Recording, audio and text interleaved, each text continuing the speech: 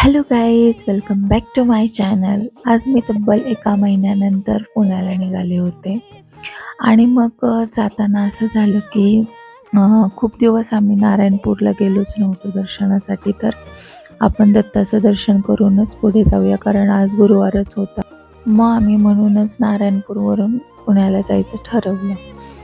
माझ्या बॉडीमध्ये खूप सारी डिफिशियन्सी झाली होती. HB कमी होता माझा, विटॅमिन्सची कमतरता झाली होती. मग मी खूप दिवस झालं फलटणलाच होते आणि मला एकही शूट नाही करता आला. त्याबद्दल मी खूप खूप सॉरी.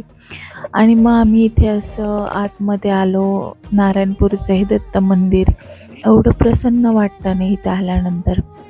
खूप सुंदर आणि पहिल्यांदाच गुरुवार असून पण आम्हाला खूप पटकन आणि खूप जवळून असं दर्शन झालं दत्तांचं.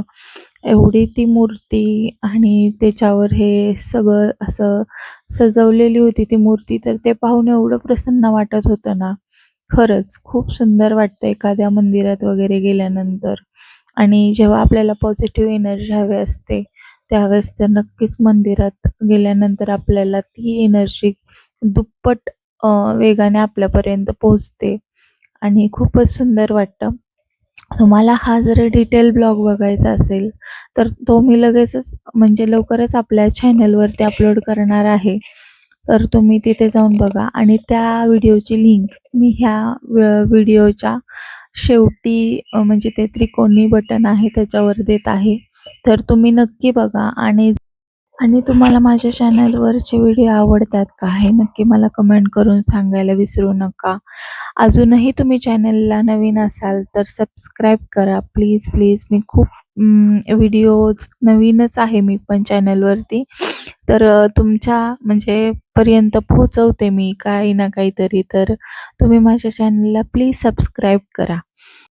नारायणपूरच्या मंदिरात आमचं एवढं सुंदर दर्शन झालं ना, तिथून येऊसच वाटत नव्हतं. पण काय करणार, जावं तर लागणारच होतं. त्याच्यामुळे आम्ही लवकरच निघालो, कारण परत ट्रॅफिक लागणार होतं आम्हाला. पुण्यामध्ये खूप ट्रॅफिक असतं. तर मग आम्ही तिथून निघालो आणि आमच्या घरी आलो पुण्याला.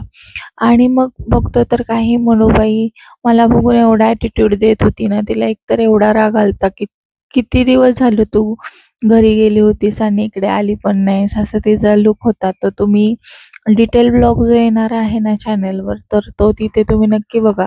तुम्हाला समजेल तिचा ॲटिट्यूड.